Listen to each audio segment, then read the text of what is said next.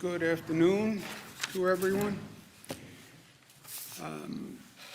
These are stressful, emotional times, as we know, and today is a day in the state of New York with very mixed emotions based on two very different pieces of information we have. I'm trying to work through the mixed emotions for myself, so I'll just present the facts and then we'll go from there. There is good news in what we're seeing, that what we have done and what we are doing is actually working and it's making a difference. We took dramatic actions in this state. New York Pause program that closed down schools, businesses, social distancing, and it's working. It is flattening the curve, and we see that again today. So far, meaning what? Meaning that curve is flattening because we are flattening the curve by what we are doing. If we stop what we are doing, you will see that curve change. That curve is purely a function of what we do day in and day out. But right now it's flattening. The number of patients hospitalized is down.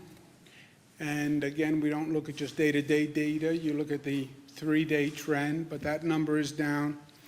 The 3-day average trend is also down. Anecdotally, the individual hospitals, the larger systems are reporting that some of them are actually releasing more people than are coming in, so they're net down. So we see the quote-unquote flattening of the curve. We have more capacity in the hospital system than ever before. So we've had more capacity in that system to absorb more people. The sharing of equipment, which has been really one of the beautiful, cooperative, generous acts among different partners in the healthcare system, has worked.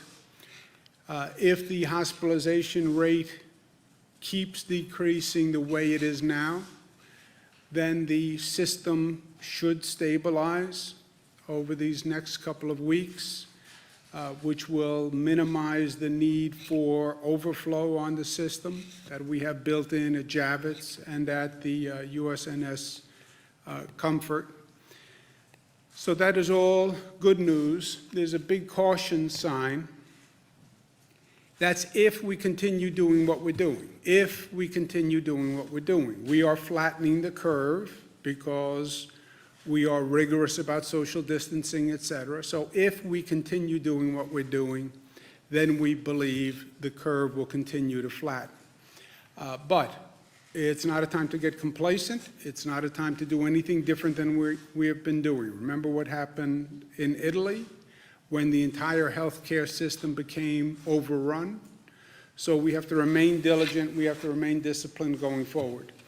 But there's no doubt that we are now bending the curve, and there's no doubt that we can't stop doing what we're doing. That's the good news. The bad news isn't just bad. The bad news is actually terrible. Highest single-day death toll yet, 779 people. When you look at the numbers on the death toll, it has been going steadily up, and it reached a new height yesterday.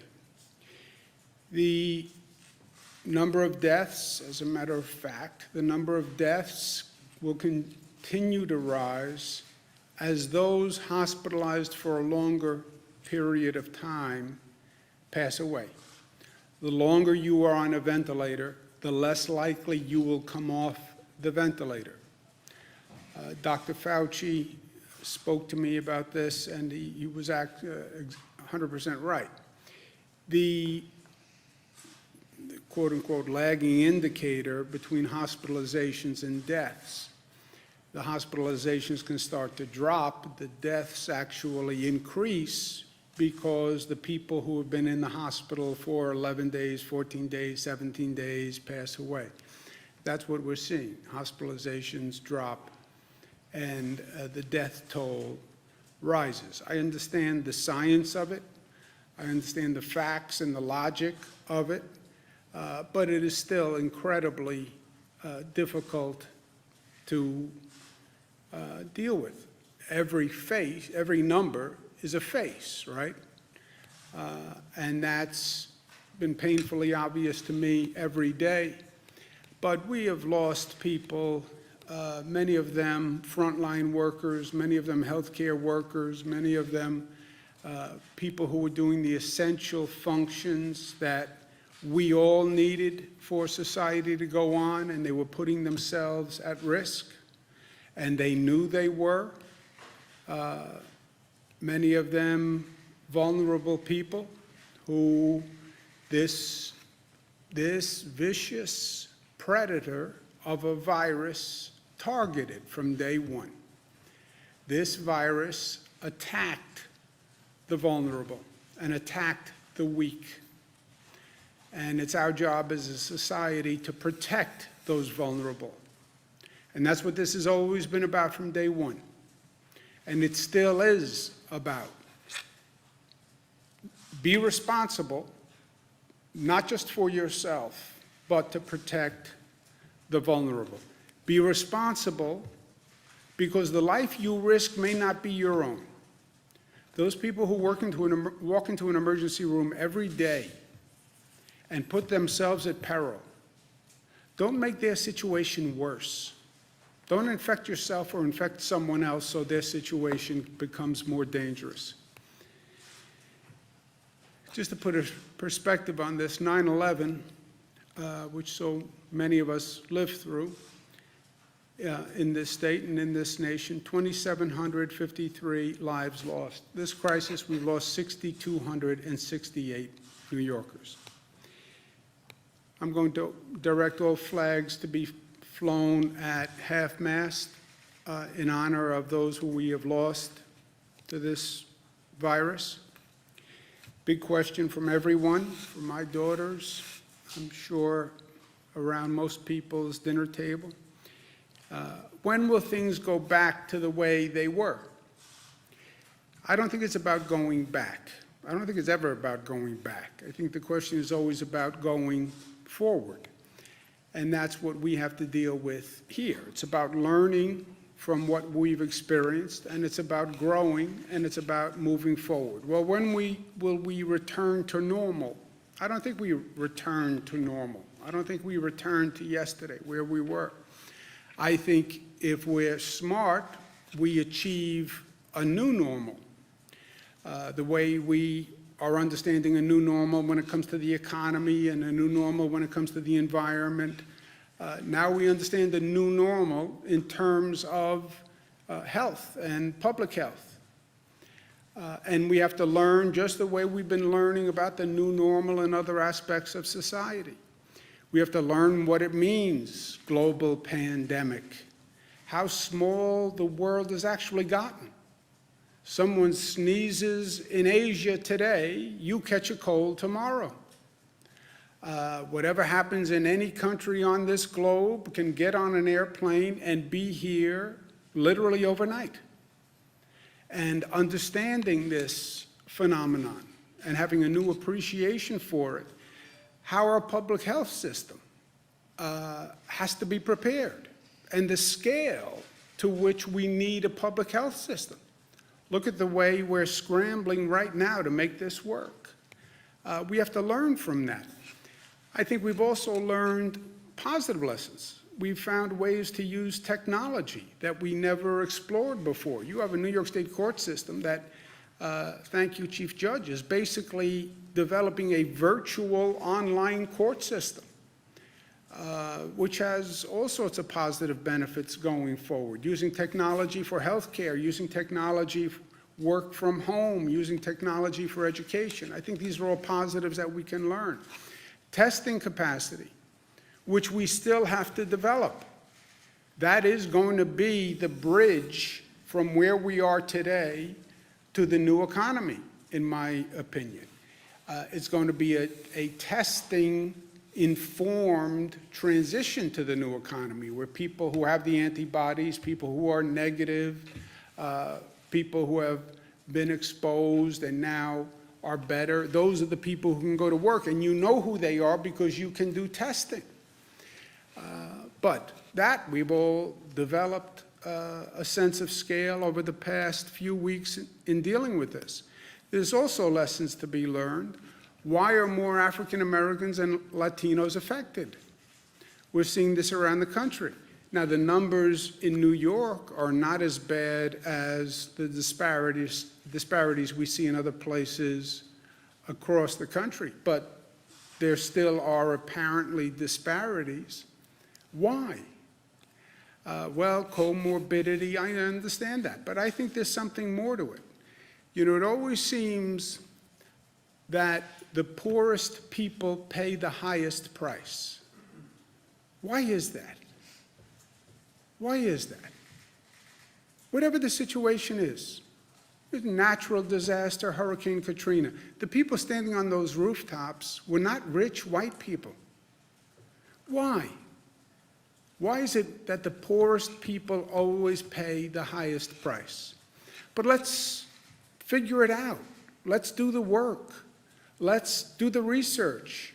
Let's learn from this moment, and let's learn these lessons, and let's do it now. We're going to do more testing in minority communities, but not just testing for the virus. Let's actually get research and data that can inform us as to why are we having more people in minority communities, more people in certain neighborhoods. Why do they have higher rates of infection? I get the comorbidity. I get the underlying illness issue. But what else is at play? Are more public workers Latino and African American who don't have a choice, frankly, but to go out there every day and drive the bus and drive the train and show up for work and wind up subjecting themselves to, in this case, the virus, whereas many other people who had the option just absented themselves. They live in more dense communities, more urban environments, but what is it? And let's learn from that, and let's do it now. I'm going to ask our SUNY Albany Chief, Dr. Javidan Rodriguez, to head an effort to do it right now. We'll do more testing in minority communities now, with more data research done now. So let's learn now. Department of Health will be doing it along with Northwell. But let's learn these lessons now. We're also going to make an additional $600 payment to all unemployed New Yorkers. The federal government says they will reimburse us for it, but people need money now in their pocket. So New York will be doing that immediately. We're also extending the period covered by unemployment benefits for an additional 13 weeks, goes from 26 weeks to 39 weeks, so that should be a relief. On voting, I've seen lines of people on television voting in other states. This is totally nonsensical. God bless them for having such diligence for their civic duty that they would go stand on a line to vote, but people shouldn't have to make that choice. And where, by executive order, all New Yorkers can vote absentee on June 23rd, primaries coming up. I want to say thank you to the many places and people who are working in the state of New York. Mercury Medical donated 2,400 BiPAP machines.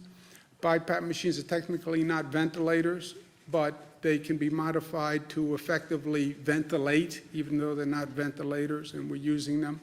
They were brought up from Florida. Thank you very much, JetBlue, for doing that. I also want to thank Oregon and Washington State and California for freeing up ventilators. I want to thank the direct care workers who are doing a fantastic job, and they're doing it every day. I want to thank the state workers who are showing up and doing a great job every day, every first responder. This has been a long battle, and it's going to go on, but I want them to know how thankful we all are of them for what they're doing. I want people to remember that we're flattening that curve, and if anything, we double down now on our diligence. We're going to start a social media campaign. Who are you staying home for, right? It's not about staying home for yourself. Stay home for others. Stay home for the vulnerable people who, if they get this virus, are in a really bad place in life. Stay home for the healthcare worker who's in the emergency room because you don't want to infect anybody else, who then puts another greater load on our healthcare system. So who are you staying home for? I'm staying home for my mother, but everyone, it's not about just you, it's about all of us. So who are you staying home for? And we'll start a social media campaign that does that. But thank you to all the New Yorkers for all they've done. And we still have more to do. We are by no means out of the woods. And do not misread what you're seeing in that data and on those charts. That is a pure product of our actions and behavior. If we behave differently, you will see those numbers change. I just doubled the fine on disobeying the social distancing rules. Why? Because if anything, we have to get more diligent, not less diligent. And we have more to do. And that's New York, tough. But tough is more than just tough. Tough is smart and disciplined and unified. And tough is loving. The toughest guys are tough enough to love, right? Last point, our brothers and sisters in the Jewish community celebrate Passover tonight. We wish them all a happy Passover. The Jewish community has had a long and difficult year besides any of this. The number of incidents of anti-Semitism across this country, the violence that they have seen, even in this state of New York that has such a large Jewish population. So we wish them all well on Passover. And the message of Passover, I know, helps me today, and I offer it to others to consider. Passover says we remember the past, we learn from the past, we remember the lessons of the past, we teach a new generation those lessons. But there's also a message of hope in Passover. Next year in Jerusalem, next year in Jerusalem, next year the Promised Land, next year will be better. And yes, this has been a difficult month. We'll learn a lot, we'll move forward, and we'll be better for it. Questions? In New York City, 75% of frontline workers are Black and Latino. We're talking about grocery store clerks, people who work in public transit, childcare. Is it time to scale back some of these grocery stores that are open, or some of these businesses that are still open at this point, to try to bridge that gap? Yeah, the question is, many of the essential workers, public workforce, tends to be African American and Latino. I think that's probably right. I don't know the statistics, but I think that's probably right.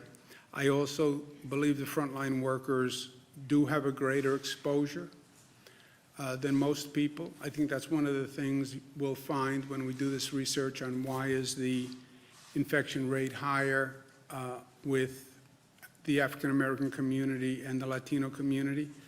Again, the disparity that we're seeing in New York is nothing like what you see in other places across the country. But I think it is something that we have to understand.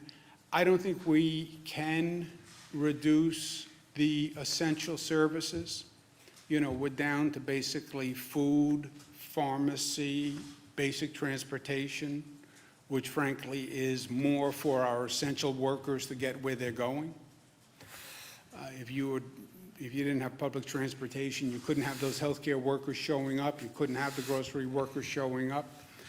So I don't think we're in a position to say eat less or use less drugs or use less healthcare. I think we have to get through this now and then learn from it and see what changes we can make in the future.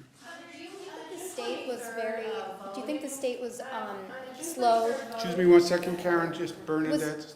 Was the state slow to shut everything down? Did New York Pause come too late? Do you guys wish that you had started reducing the workforce, shutting down businesses, et cetera, sooner, especially considering San Francisco had shut down prior to New York? Do you think that New York was late to act? No, I think New York was early, and I think the actions we took were more dramatic than most, and frankly, were criticized as being premature.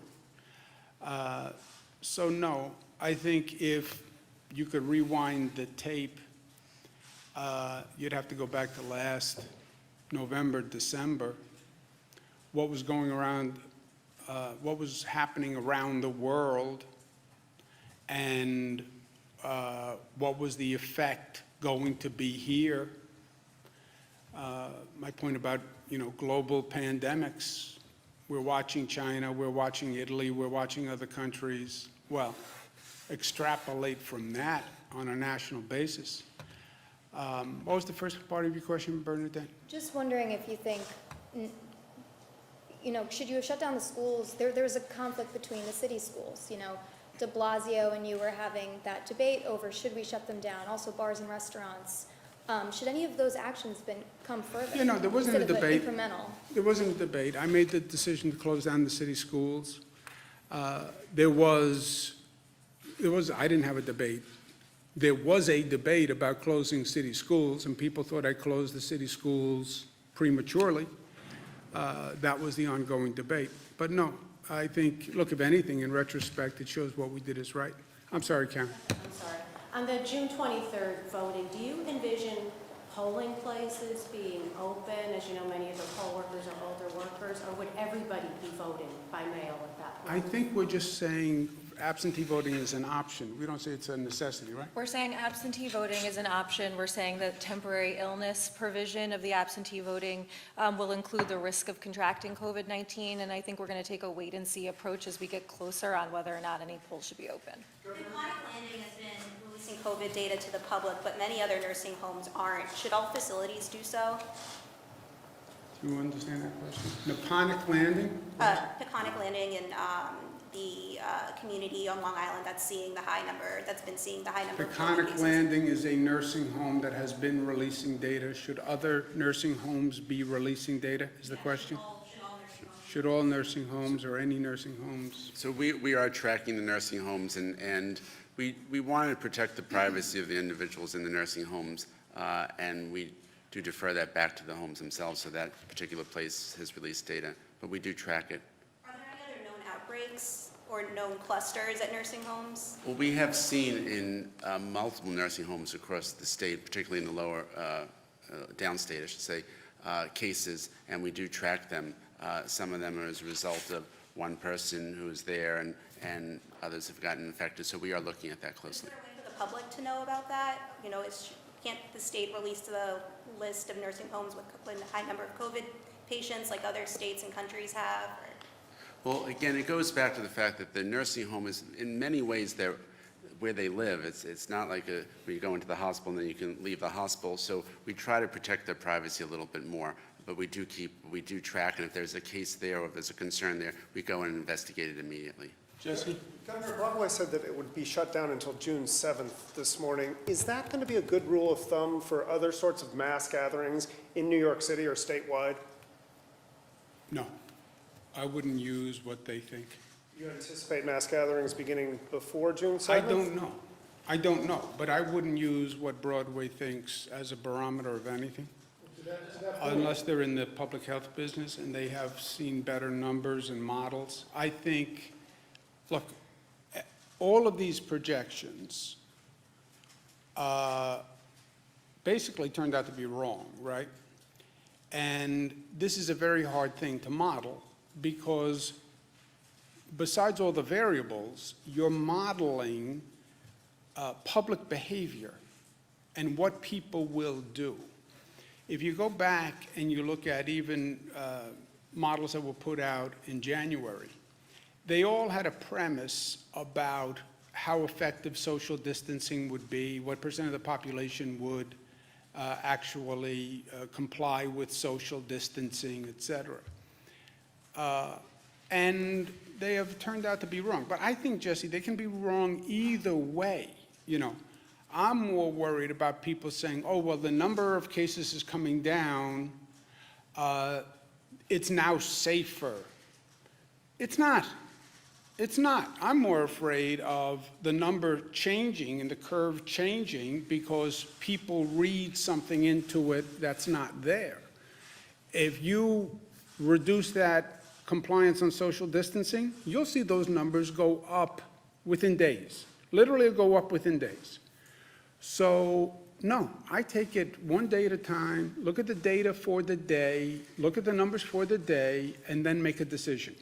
Well, 2 weeks, look, we only went to April 29th, right, with the school closing. We extended everything until April 29th on the school closing, New York pause. Even that's a projection. I wouldn't go past that.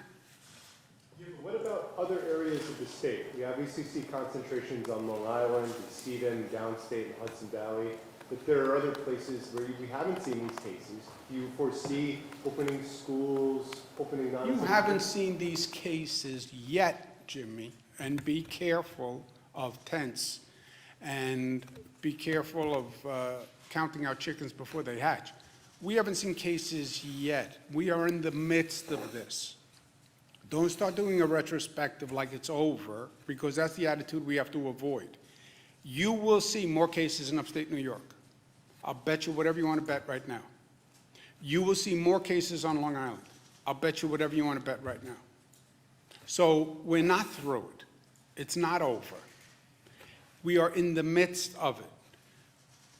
We have some good news in that what we're doing is working. And by the way, we've all been killing ourselves, right? One way or the other. Isolation, the work of the healthcare system has been phenomenal. People working 24 hours a day, people exposing themselves. The good news is that's showing a benefit and flatten the curve at a lower rate than almost any of the models were projecting, okay? That's the good news. But we are still in the midst of it.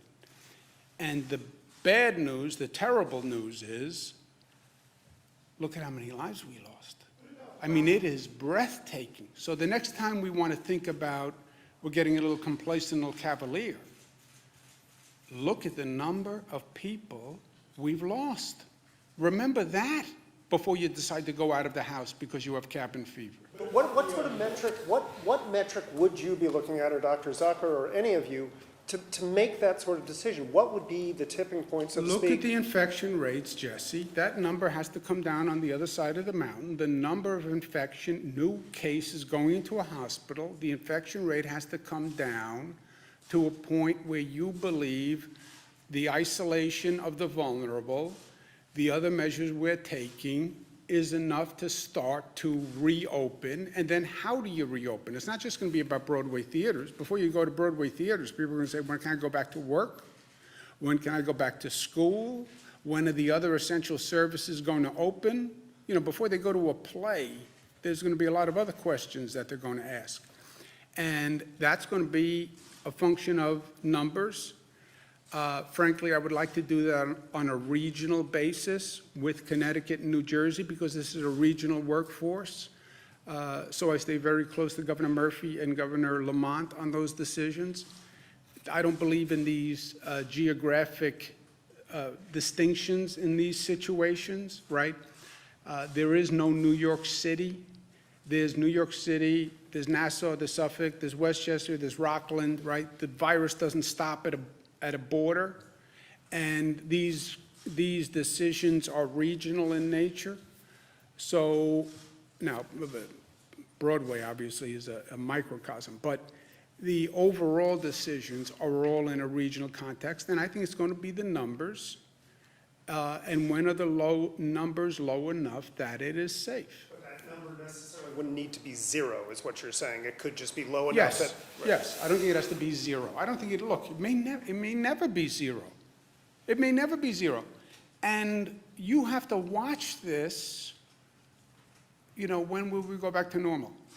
You think there's ever going to be a morning that I wake up again in my life not worried about this in the back of my mind? You don't think we're all going to worry about now, is there a second wave? You don't think we're all going to worry about now when somebody sneezes in Asia, how long until that cold comes here? No, but I would not, zero, I don't know that we ever get back to zero. Doctor, you want to mention something? I concur 100%. What about hospital capacity? Are we? Well, let's just go ahead. Governor, we're hearing that hospitals in Queens, that they don't have the blood gas machines or cartridges, which are critical for operating them. Also, if hospitals do have ventilators, do they have enough operational technicians to operate them? Do they have enough operational technicians? They must, because somehow they've been working. I don't know what the exact operating technician is for a ventilator, but I have not heard that. I've talked to all the hospitals every day for the past couple of days to find out what's going on, what they need, and the heads of the large hospital systems. Nobody's mentioned that to me. We have over 100 hospitals on the phone, so. What was the first part of your question? Blood gas machines or cartridges? Blood gas machine cartridges. Yeah. Dr. Zucker is an expert on blood gas machine cartridges. He gave me some for my birthday last year, actually. He said, just in case. I didn't know what he meant at the time. And now I know. And he's going to give me a ventilator this birthday, so I'm going to put it all together. Go ahead, you want to ask the So blood those gas? are part of the supplies to run the point-of-care testing, which is a blood gas, the lab test that we do at the bedside. And if there is a decrease in supplies, we are looking into all of them to get them to the hospitals that are needed. I knew that answer, by the way. I knew what a blood gas cartridge was. I wanted the doctor to be able to answer. Hospital capacity, you had projected 110,000 beds. It sounds like if we're nearing the apex or at the plateau, whatever, what number do we have? What do we need these temporary facilities? What are the updates on those numbers? Both in Not full, Mike. ventilators, Not full, beds? Mike, you're right. That's my whole point. We're flattening the curve now below projected peaks because of our behavior. But again, Jimmy, you want to talk about this in the retrospective. There is no retrospective. You're in the middle of it. If you walk in front of traffic on the way home, yes, you're young, you may have a different life expectancy based on your action.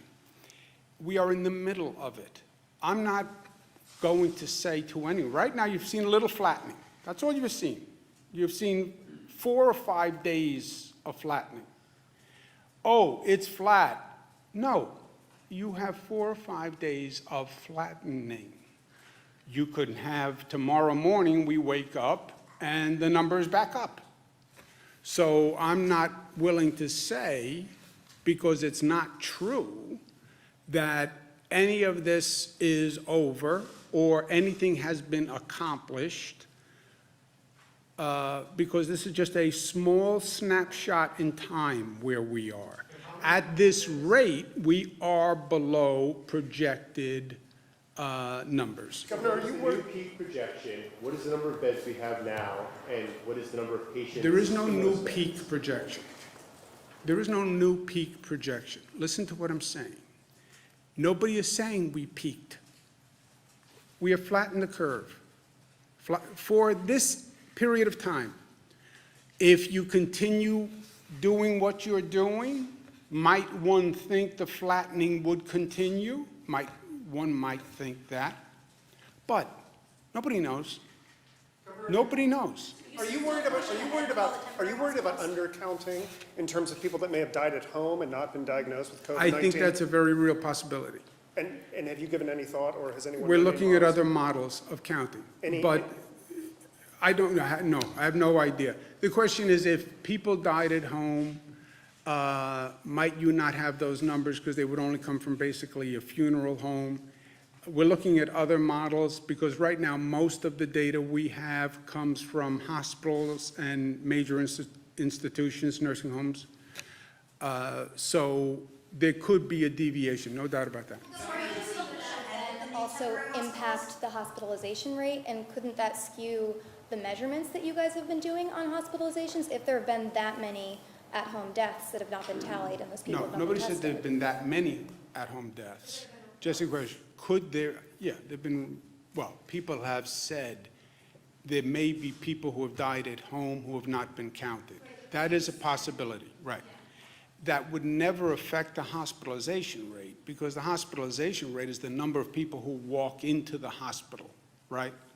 That is different than the number of people who have passed away. Right, but if people were dealing with this illness at home and perhaps they had symptoms that would have been treatable, or it would have caused them to go to the hospital. So, like it's confusing because if people are in the hospitals, right, but if someone's at home because they can't go to the hospital, Well, you're how right. do you, If someone equate? never went to the hospital and just stayed at home and passed away at home, they would never show up in the hospitalization rate. They would show up in the number of deaths. There might be, Jesse's point, there might be a lag in the number of deaths because we haven't fully aggregated all the data from all the different sources. That's possible. I don't know how if it's going to be meaningful statistically, but it's possible. So, One more, are you moving ahead with a temporary hospital? can I just, I'm sorry, Jim. Thank you, Governor. Governor, there is an emergency room physician in New York City, and I'm sure Dr. Zucker would want to comment on this too, who says he's seeing a very high percentage of patients, maybe 70%, die who are put on ventilators. He's thinking the approach is all wrong. We need to rethink the protocol, that these patients might not need the ventilators. They might need oxygen instead. So I think, I can't comment on exactly what they're saying, but the fact is when someone shows up in the emergency room, there's a handful of things that are going to take place. One is the oxygen is an initial therapy that someone needs, but the fact is that if someone's respiratory status gets worse, they're going to need respiratory support. The real question may be, is there other interventions that one can do? And we are looking at what other possible therapies would be out there that could possibly be given earlier, and that's all experimental. Is it possible the ventilators might be doing more harm than good? So the issue with ventilators in general is that if someone goes on a ventilator, and the government has spoken about this before, about how long people stay on the ventilator, the longer you stay on the ventilator, you end up potentially causing damage to the lung. It's a pressure that's being pushed into your lungs, and you're constantly putting pressure into those little air sacs in the lungs. It can damage them, and the high levels of oxygen also can damage your lungs. But the fact is, it's what's called the catch-22 in a lot of ways, which is where you need the ventilator, but if you're on it a long time, it can cause harm. That's why you try to get them off as fast as possible. Is this why it appears Boris Johnson is being treated with oxygen rather than a ventilator? Excuse me? Or in Great Britain? I can't comment on his case, but obviously, because I don't know the information. But when someone comes in, the initial thing to do is to give someone oxygen by mask, and if someone gets worse, then you end up intubating them. What's happened with these patients is that they get worse relatively quickly, and so there's a lot of interventions that have to happen relatively quickly as well. Yeah, I'm not a medical doctor, obviously, but look, nobody wants to put people on the ventilator. I've discerned that much.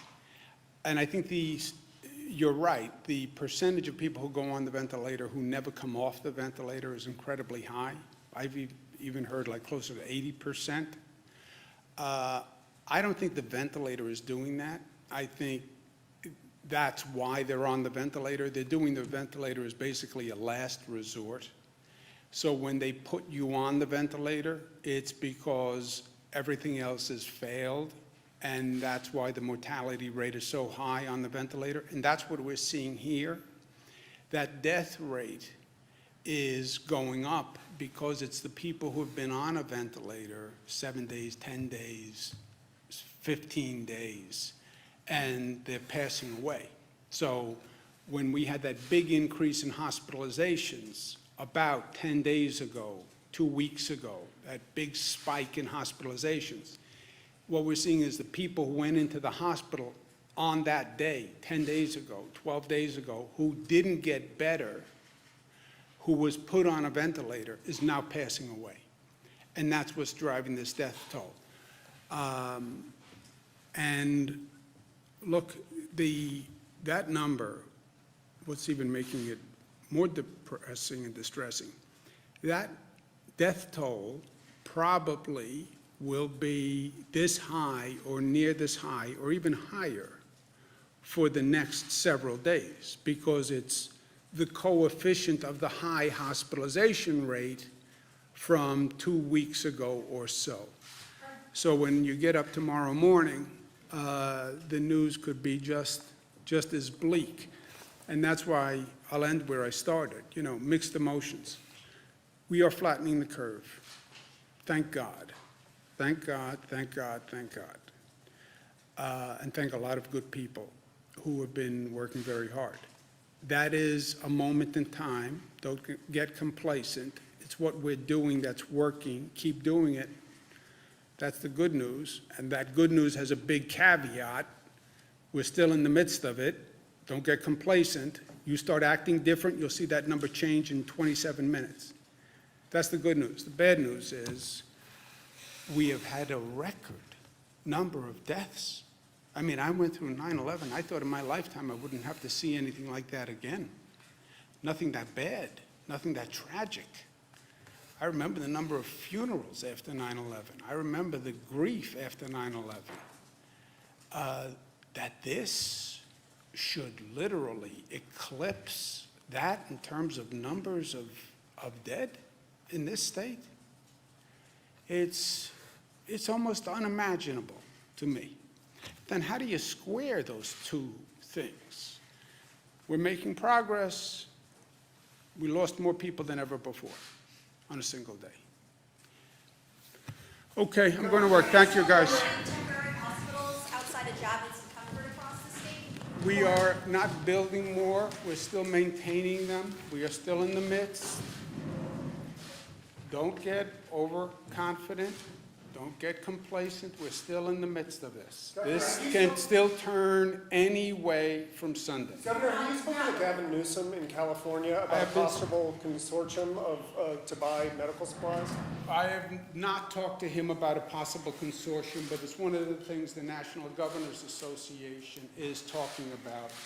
Because what we just went through, where states are competing with other states, this made absolutely no sense for anyone. So a statewide consortium would be a positive alternative, or a federal government that did all of the purchasing instead, Jesse, and then just gave it to the states that You need need it. a multi-state consortium, all right? Federal government can purchase, right?